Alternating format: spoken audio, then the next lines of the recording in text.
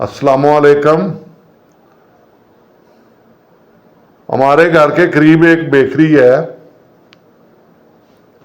اکثر شام کے وقت واپسی پر میں وہاں سے صبح کا ناشتہ اور ڈبل روٹی وغیرہ لے کر گھر جاتا ہوں۔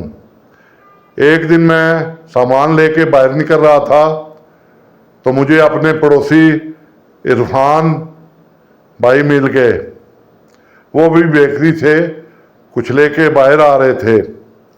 میں نے سلام کی اور پوچھا کیا لے لیا عرفان بھائی؟ تو کہنے لگے کچھ نہیں حنیف بھائی، چکن پیٹیز اور جلیبیاں لی ہیں بیگم اور بچوں کے لیے۔ میں نے ہنستے ہوئے کہا کیوں، آج کیا بھابھی نے کھانا نہیں بنایا؟ کہنے لگے نہیں میرے بھائی، یہ بات نہیں، دراصل آج دفتر میں شام کے وقت کچھ بھوک لگی تو ساتھیوں نے چکن پیٹیز اور جلیبیاں منگوائیں، میں نے وہاں کھا لیں تو سوچا بیچاری گھر میں جو بیٹھی ہے وہ کہاں سے کھائے گی، اس کے لیے بھی لے لوں، یہ تو مناسب نہ ہوا کہ میں خود کھا لوں آفس میں جس چیز پہ دل کرے، اور بیوی بچوں کے لیے گھر میں صرف وہی روٹی اور سالن۔ میں حیرت سے اس کا منہ تکنے لگا کیونکہ میں نے آج تک اس انداز سے سوچا نہیں تھا۔ میں نے کہا اس میں حرج کیا ہے عرفان بھائی، آپ اگر دفتر میں کچھ کھاتے ہیں تو بھائی بھابھی اور بچوں کو گھر میں جس چیز کا دل ہوگا کھاتے ہوں گے۔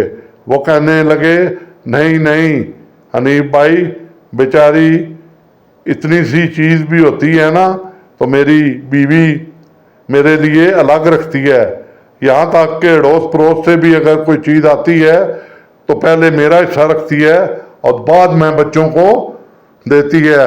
اب یہ تو خود غرضی ہے کہ میں وہاں دوستوں کے ساتھ گلچھڑے اڑاؤں اور موج مستی کروں اور بیگم کے لیے کچھ نہ لے کر جاؤں۔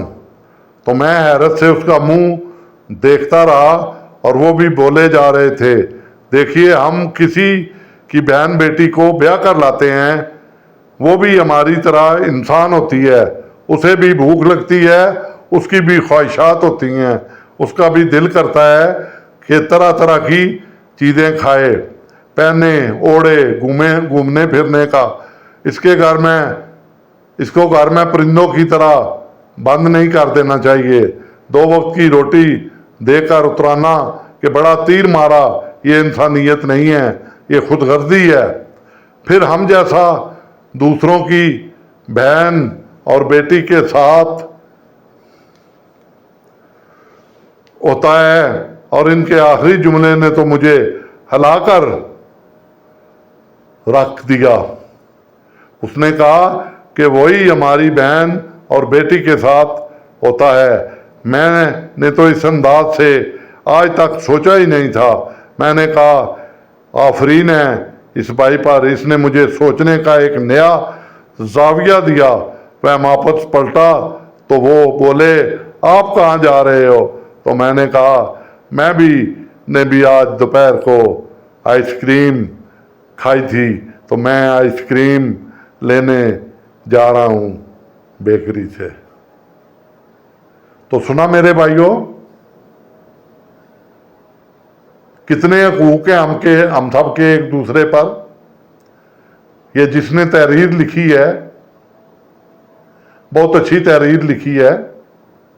میں نے اس میں کچھ اپنی طرف سے آپ کو سمجھانے کی غرض سے کہہ رہا ہوں کہ آپ دوست آپس میں ملتے ہیں تو کہتے ہیں چکن کڑھائی منگا لیں، کبھی کہتے ہیں مٹن منگا لیں، آج مٹن میں دل ہے، کبھی دوست کو ساتھ لیا تو پیزے کے لیے چلے گئے، کبھی دوست کو ساتھ لیا تو آئس کریم پارلر میں چلے گئے، کبھی دوست کو ساتھ لیا تو IT کرنے چلے گئے، کبھی خیال کیا ہے اپنی بیوی کا، کبھی خیال کیا ہے اپنے بچوں کا؟ اور خود جب ہم گھر آتے ہیں تو ہم کیا کہتے ہیں؟